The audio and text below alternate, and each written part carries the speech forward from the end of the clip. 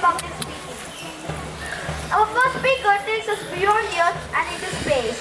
The NISAR mission is a historical collaboration between NASA and ISRO, designed to study Earth's surface using advanced radar technology. It will monitor changes in glaciers, forests, land movements, and even in natural disasters. To tell us more about this ambitious mission, I invite Cadet Srinivas from Class 7C to speak on the topic NISAR mission. Please welcome him with a big round of applause.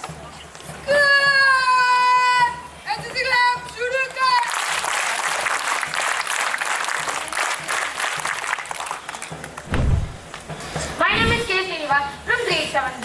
I am here to deliver a short speech on NISAR satellite mission. When you think of space, you might think of astronauts, the moon, or perhaps the sun.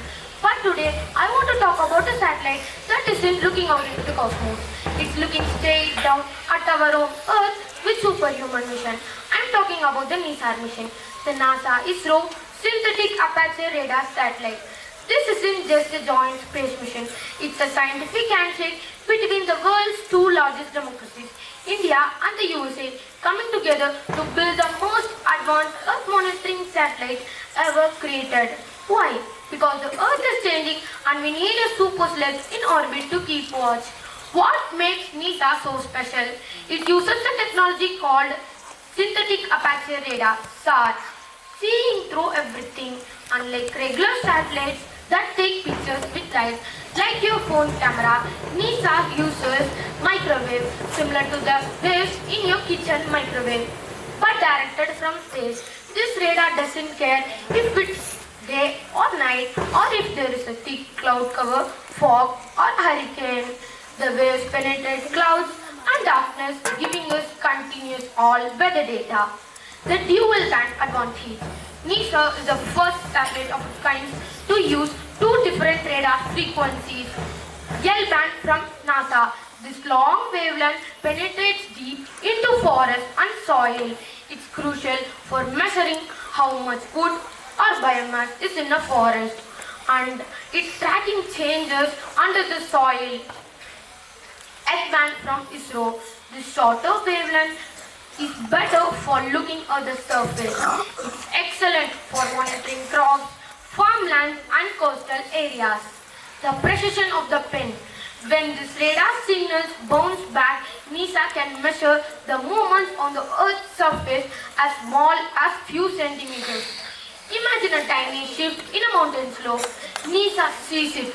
This incredible precision is what allows the satellite to be a true planetary detective.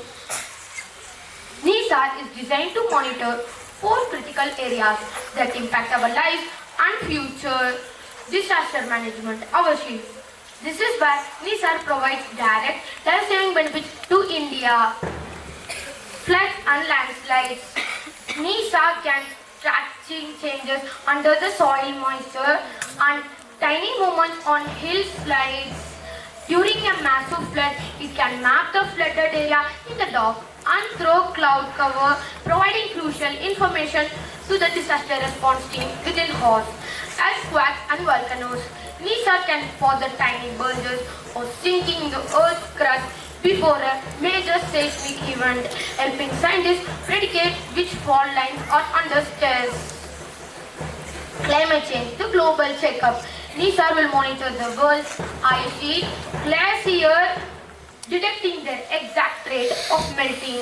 This directly informs us about sea level rise, a huge threat to coastal cities like Mumbai and Chennai. It helps us measure carbon stored in our forest of earth lungs, and NISAR helps us keep an accurate account of their health. Water nation and agriculture, feeding the nation. NISAR tracks crop health and growth cycles across India, helping farmers and policymakers make smarter decisions about irrigation. By tracking groundwater and surface water, it helps with water resource management. In conclusion, NISAR is set from India aboard an ISRO rocket GSLV and will monitor the entire globe every 12 days for at least 5 years. The most profound lesson of the NISAR mission is the power of collaboration. It's NASA providing the L-band radar, the massive 12-meter antenna as big as school bus, and ISRO providing the S-band radar, the satellite structure and the launch vehicle. This machine is a demonstration that when the world's leading space agencies work together, the impossible becomes possible. NISAR isn't just a satellite, it's a promise for a safer and more abundant Earth. Thank you, Jai Hind. Thank you, Srinivas, for taking us on a journey to space and science. Today, India is becoming a global leader in digital technology. From even our small cars and satellites to technology from Aadhaar to UPI and DigiLocker, our country has built strong digital systems that help people access banking, healthcare, identity and services with ease. This is known as digital public infrastructure, technology made for the people by the people. To explain this vision on a digital India, I invite Cadet Purnima C from class 7E to speak on digital public infrastructure. Let us welcome her warmly. Jai Hind, sir. Permission to begin, sir?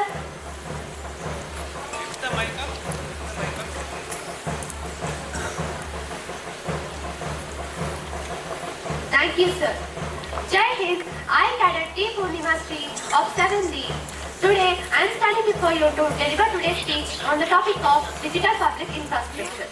Imagine doing a bank transfer with just a phone number, receiving government benefits instantly, or opening a new business account in minutes, all without a single piece of paper. This isn't a dream. It's the everyday reality enabled by India's digital public infrastructure. The term sounds complex, but it is simply the digital foundation. Aadhaar, UPI, DigiLocker are some of our apps and services that are built upon. It's what powers the world's fastest economy. Today, we face a critical question about the invisible engine. Does the incredible convenience come at the cost of our most fundamental rights, our control over our own private data? DPI has transformed India by solving massive decades-old problems. We can organize these benefits into 3 C's. Firstly, connecting the unconnected. DPI is the ultimate tool for financial inclusion. Before Aadhaar and UPI, millions of poor and rural citizens had no bank accounts. Now, government can send money like direct subsidies straight into the mobile wallet with no middlemen, no corruption and no waiting in long lines.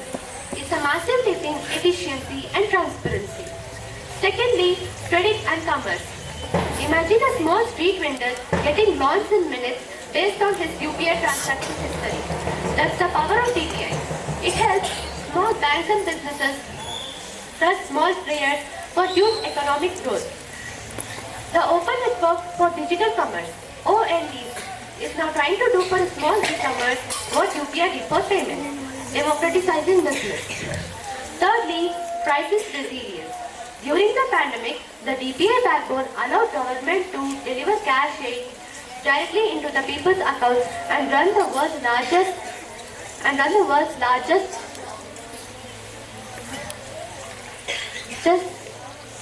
economy. DPI is undoubtedly the engine of the modern India, offering unparalleled convenience and speed. But every engine needs a careful driver. The same power that makes DPI so convenient also makes it dangerous if not managed properly. It's where the conflict of control and privacy comes in. First one, a single point of failure. Imagine Aadhaar as the master key to your identity. When a system links all your data, your payments, your health records, your phone number to this one single ID, any security breach comes catastrophic. If the master key falls into the wrong hands, a hacker doesn't just get your name, they get your entire digital life. The risk of identity theft and fraud is huge. Second one, digital surveillance. Imagine the government or a large corporation can track every payment you make, every health service you use, and every subsidy you receive. They have a complete profile of your life. This level of tracking can lead to what is called digital surveillance, where citizens are constantly monitored. The risk is that this data could be used to influence elections, to control social behavior, or even discriminate people based on their habits. You lose the control to be truly anonymous. Third one, the missing law. For years, India has been a great leader in building this powerful infrastructure. But we have been slow to pass a strong comprehensive data protection law. This means the users, you and I, don't have legal rights over who uses our data, how long they keep it, or how we can correct the errors. This infrastructure is running at top speed, but the safety brakes are missing. Conclusion. The ultimate question is about choosing between convenience and control. It's about demanding a place where we have both. The DPI is the modern mother, but for it to be a force for good, we need to apply pressure on our government and companies to adopt a principle called privacy by design. This means the data protection isn't an afterthought. It's built into the very core of the system. We must advocate for the first thing, decentralization. Spreading data across different systems so no single breach exposes everything. Second thing, strong laws. A data protection bill that gives every citizen the right to say no to data sharing and the right to be forgotten. Third thing, digital literacy. You, as digital natives, must understand your own data rights. DPI is the infrastructure for tomorrow. We must ensure it's a foundation that upholds the dignity and privacy of every Indian citizen, not the ones who controls them. The future of the democracy might just depend on it. With this, I conclude my speech. Thank you and Jai Hind. Thank you, Purimash, for an eye-opening presentation. The tiny microchips inside our phones, computers, satellites, and more electronic workers are called semiconductors. They are the heart of modern technology. India is now taking bold steps to manufacture these chips and become self-reliant in the semiconductor industry. The revolution will shape the future, innovation, economy, and national security. To share his thoughts on this, I invite Cadet Sainik from class 7th A to speak on his India semiconductor revolution. Give him a big round of applause. Jain sir, permission to begin sir? Thank you sir. Jai Hind everyone. I cadet J. Sainik of grade 7th. I am here to deliver a topic of India's semiconductor revolution. Look around you, at your mobile phone, your laptop, on a digital clock, on your wall. What makes these things smart? It is not a magic. It is the semiconductor chip, a tiny piece of silicon which is the brain of every electronic device. A tiny piece of silicon, smaller than your thumbnail, holds a billions of transistors, and it's quite literally a very important invention of modern world. From last few decades, India is a global powerhouse of software, but we are depending on the other countries for the physical chips. Now this is changing. I am going to talk about very important topic that will blows your mind. The India semiconductor revolution, a bold national machine that can change our future. Why we need our own chip? This is boiled into three words: control, crisis, confidence. The supply chain crisis. Before few years, entire world had faced a massive chip shortage. Car factories shut down, gaming consoles impossible to buy, and medical equipment delayed. Why? Because from entire world, a handful of countries like Taiwan and South Korea only manufactures the massive chips. And if their production stops, the entire global economy stops. And it is a very huge security risk for a nation like India. Economical control. The chips are the new oil. And we import nearly $24 billion of electrical goods every year. And if we manufacture our chips in our country, it can save the money and those jobs are here. And it strengthens the economy and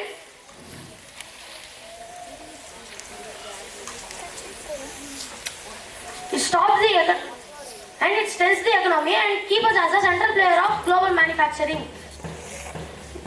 The national confidence.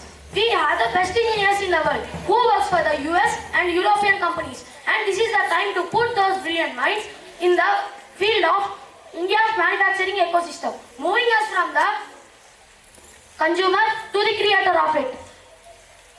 The India's three-part plan. The Indian government already launched $10 billion of massive scheme to kickstart the revolution, and this is dependent on the two pillars. Mainly, number one, manufacturing. Just imagine a giant factory cleaner than a hospital operating room where the human workers wear a full protective suits and work, and inside a complex machines works like a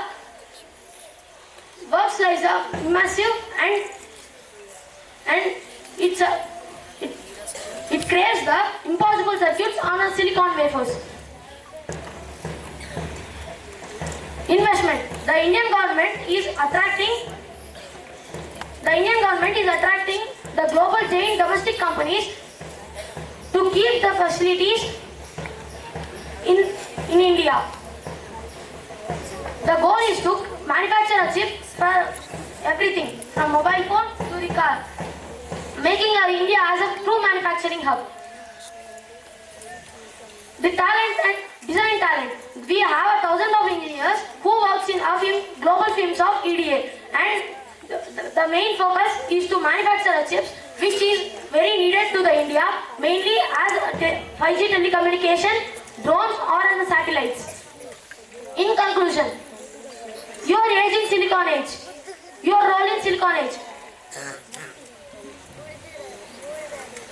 The revolution is not just a part of government, it is a bet on your younger generations. And in 1990, the Indian youth embraced the software boom, and now you are turned to embrace the Silicon Age. And you are interested in physics, you are needed as a master science of silicon. If you love maths, you are needed in complex computer engineering, where the chip design layout, design layouts. If you are passionate in environment, you are needed to keep these factories sustainable. And this is the very biggest industrial leap that India has attended from last few decades. And when we succeed as made in India, the chips just won't power the device. It powers our goal to become as a developed nation. Let's study the past and build a future. A single tiny powerful chip at a time. Thank you and Jai Hind. Thank you, Sainik, for your informative and futuristic talk.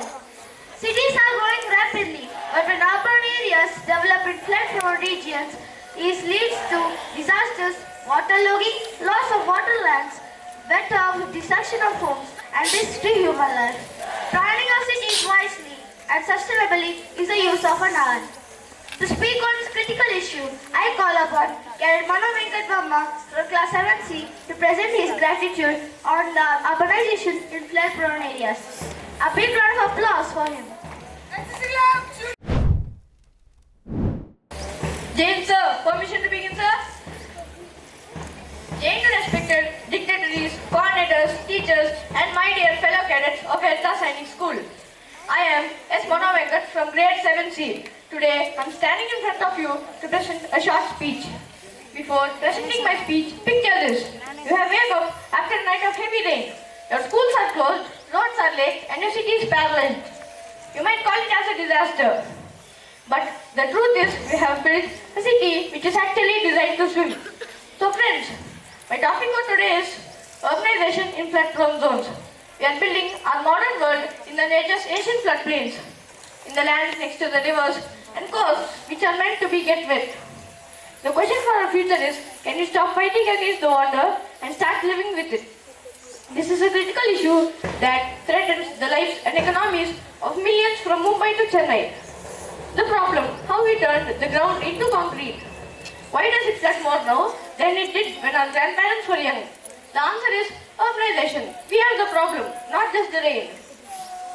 The concrete curse. When rain falls in a forest or a village, the ground is soft and acts like a sponge by absorbing the water. When we build a city, we cover the soft ground with concrete, roads and buildings.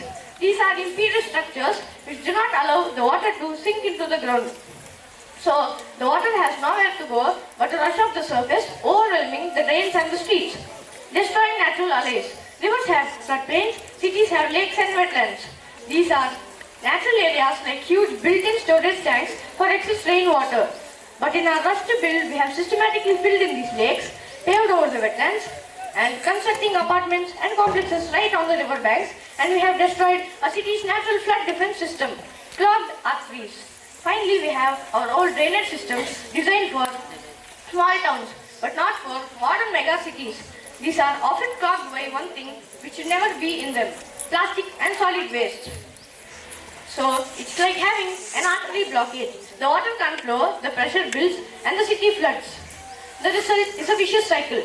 Unplanned construction plus destroying wetlands plus clogged drains equals a disaster. The solution: building a sponge city. How do we do this? We have to think furthermore about the urban planning, means building a sponge city. This is a concept where the city itself is designed to absorb, retain and reuse the rainwater just like a sponge. We have to encourage the green rooftops more, where plants cover the rooftops and allow the water to soak up and doesn't allow the rainwater to hit the streets, bringing back our lakes. This is a concept where restoring and protecting our natural water bodies. Cities like Bengaluru and Chennai are now realizing the immense value of their old lakes. The two-way drain systems. We have to upgrade our drainage systems. This means building huge, large and smarter stormwater drains which can handle intense and sudden bursts of rain. But most importantly, we have to treat them with respect. This means everyone in the country must commit to zero littering, so the arteries could remain clear. In conclusion, urban flooding is not just the engineering's problem, it's the governance and the citizenship problem.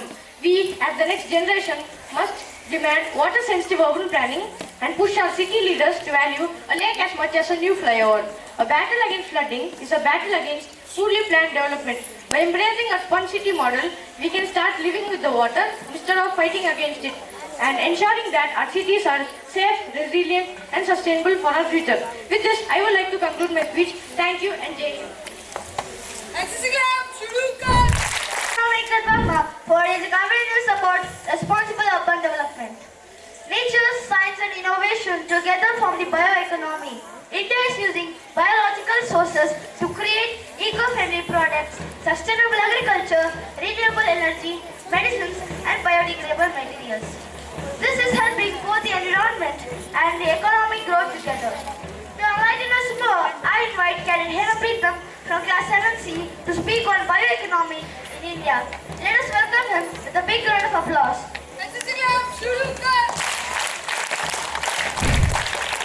Jai sir, permission to begin sir? Thank you sir. Jai Hind to respected dignitaries, coordinators, teachers and all my dear fellow cadets of Veritas Sainik School. I Cadet Hera Preetham of grade 7C, here to present today's speech on the topic bioeconomy in India. We all know that India is a global leader in multi-area, IT and software. But I want to talk about the next massive opportunity, a sector that is already worth over $100 billion and uses something so far more than a computer code, life itself. Yes, I am talking about the bioeconomy. What is bioeconomy? It is an economic activity that comes from using biological resources, from the plants and animals to microbes and bacteria, to create new products, services or industries. Think of it as mixing biology with business.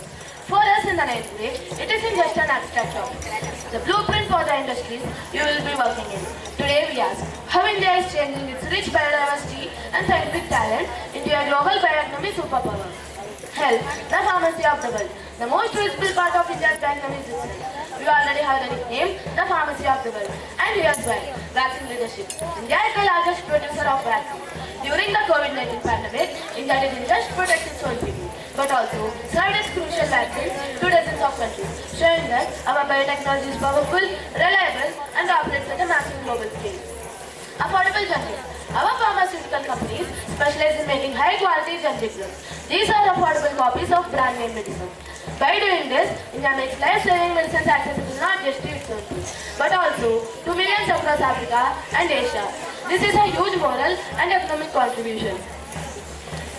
Modern diagnostics. Beyond medicine, Indian biotech firms are developing smart, quick and cheap diagnostic kits. These allow doctors in remote villages to quickly test for diseases, drastically improving the rural healthcare. This blend of science and scalability is a core strength. Agriculture and food security. India's economy is deeply rooted in agriculture. The bioeconomy offers us tools to solve age-old problems of poor crop yield and climate change. biofertilizers and biopesticides. Traditional farming uses chemical fertilizers and pesticides that damage the soil and pollute the water. Indian scientists are creating biofertilizers, natural products that use microbes to feed plants, which makes the soil healthier and food safer. Genetically improved crops.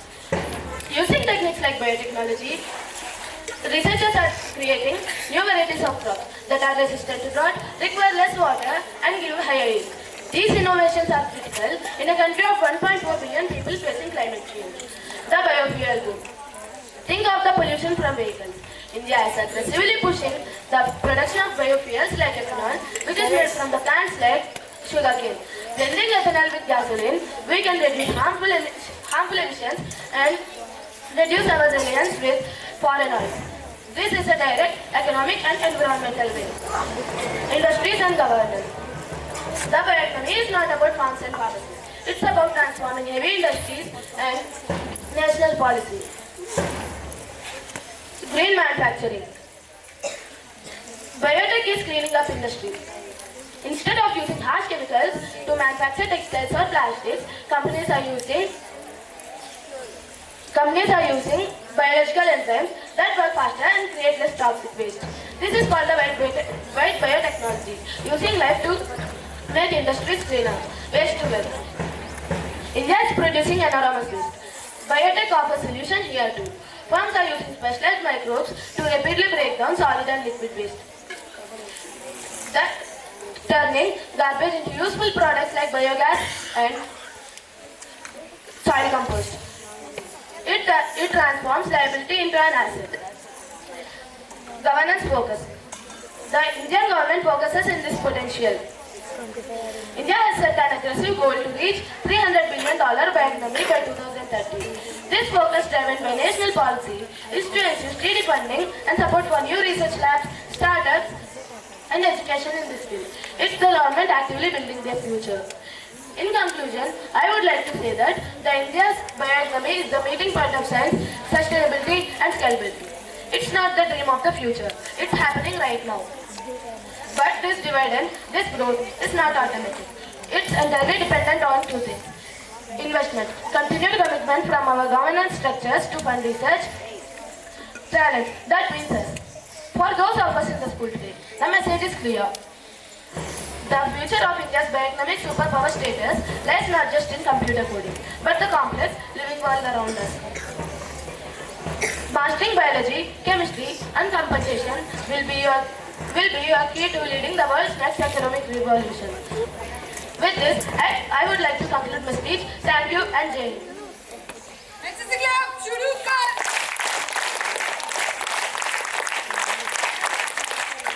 Thank you, Harmapreetam, for the thoughtful and inspiring message. And now, the moment we have all been waiting for, the results of today's session. I request our judges to kindly announce the winners of Toastmasters Season 3, Episode 3. So, the most awaited results are here. The first prize of this episode, Toastmasters Season 3, Episode 3, goes to Yes Manu Venkat Verma.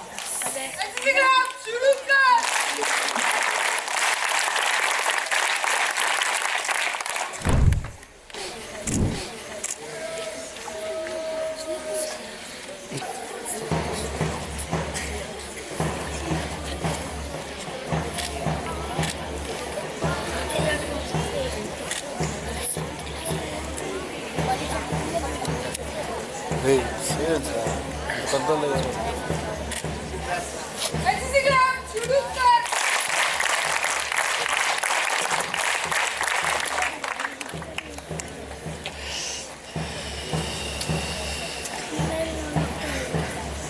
Yes, now I would like to call upon all those hardworking participants to the stage to receive their certificates and their badges. K. Srinivas.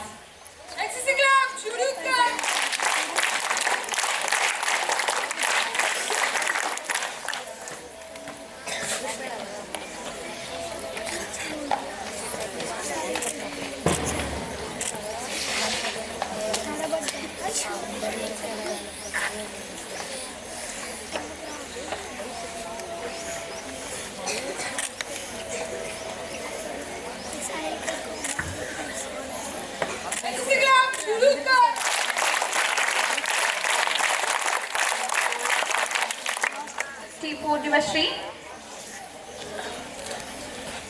NCC Club, शुरू कर।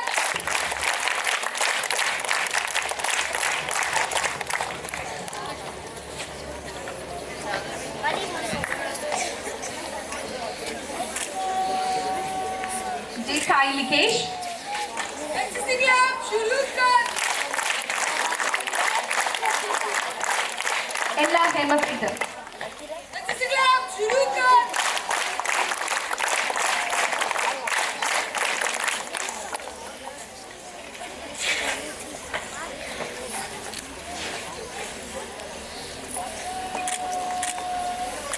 NCC Club, शुरू कर।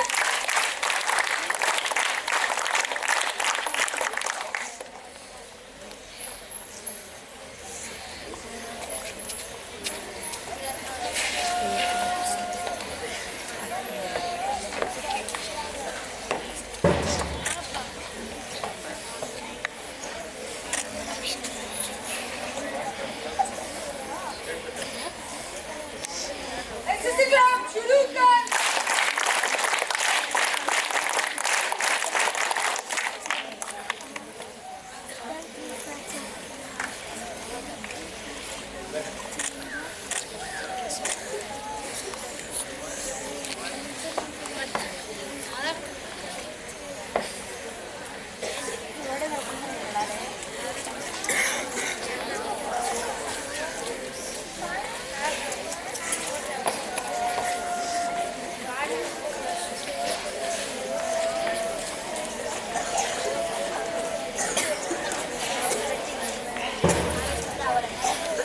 NCC Club, शुरू कर।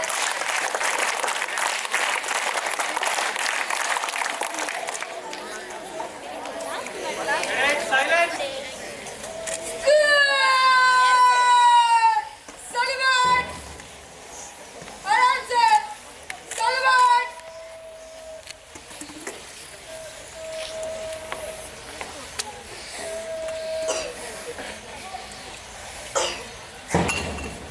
Now, I would like to invite our honorable dignitaries to speak few words.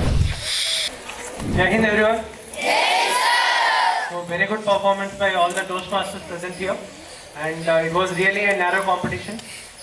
Just we have to ensure whatever work we get in, we have to do our best. We have done their best, but even those few shortcomings are there. That is what will define winners and runners. So I expect each and every one of you to give more better results in the upcoming Toastmaster episodes. You will all be given one more chance in the next academic years, and you have to come up with really good speeches and good presentations. You know where your mistakes are. All the videos will be uploaded in YouTube and different platforms. You can check your videos and you can figure out where you have lost your result. Then you have to work on that. And I congratulate all the Toastmaster teachers who have involved in it and made this event successful. And we are running short of little episodes, I guess. I think we are running short of one episode till now. So we'll cover up those episodes also. And remaining club teachers, please put your hands up and do your effort to ensure that our club schedule stays intact. Whatever we have planned by the end of academic year should happen within the academic year itself, and there should be no delays on that regard. And coming to one of my observations, which I saw today, which I never wanted to see, was one student throwing chocolate wrapper out of bus or maybe inside the campus. This is something which we cannot accept as a school or a Sainik school. All of you listen. Eye contact. You should never throw any of the waste, whether it may be plastic or maybe wrappers, anywhere in the campus or anywhere on road or anywhere in public area. You should carry it in your pocket and throw it in dustbin. This is a very basic common sense which everyone should follow inside a country or inside a home. If you eat a chocolate on your bed, will you throw it on your bed? Will you throw it on your bed? No, sir. Then the country is also like your own home. You should always keep it in your mind, and you should always keep it in your pocket and throw it somewhere where it belongs to, which is trash. Okay? Whether inside the classroom or whether in corridors or inside this campus building or outside in the city, common city area or in your village, ensure that waste belongs to only dustbins. It doesn't belong in roads or it doesn't belong in rivers or anywhere else. Understood? Yes, sir. Take a pledge, and this is a very small thing. You can do it without noticing also. but it will bring a lot of impact on your city. If your campus looks with all the wrappers all the time, will it look tidy and will it be happy?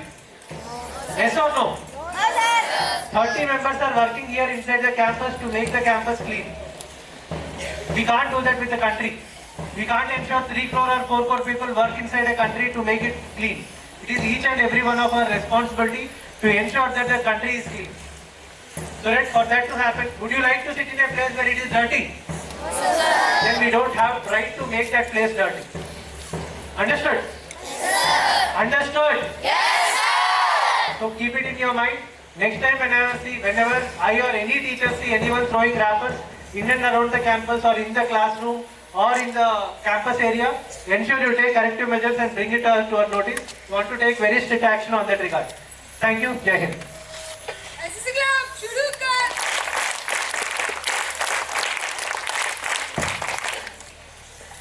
Dear esteemed dignitaries, teachers and dear cadets, to further enhance your speaking skills and confidence, we are pleased to announce that a debate competition will soon be conducted as part of our Toastmasters activities.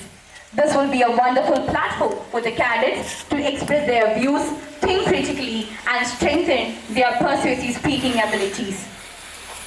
The debate topics will be informed to you in the coming days, and along with the further details, let your voice be heard and your ideas make a difference. Thank you. School! खड़े जाओ. School! सावधान. To express our gratitude, I invite Penidhi to deliver the vote of thanks. Jai Hind everyone. On behalf of the Toastmasters Club, I, S. Penidhi, take this opportunity to express my heartfelt gratitude to everyone who made Season 3, Episode 3 a grand success. First, our sincere thanks to Director Sir for his vision and constant support. Next, we thank our Dean, Principal and Vice Principal Sir for their guidance and encouragement. We are grateful to our coordinators and teachers for their continuous efforts in planning and organizing this event. A special note of thanks to our PT teachers and non-teaching staff for their hard work in ensuring the smooth conduction of today's program. Heartfelt appreciation to our judges for their fair and valuable evaluation. Our speakers, Srinivas, Purnimashri, Sai Likesh, Mano Venkat Verma and Hema Preetham deserve a big round of applause for their inspiring speeches. Finally, we thank all the students and audience members for their encouragement, participation and support. Thank you everyone for making this event memorable and successful.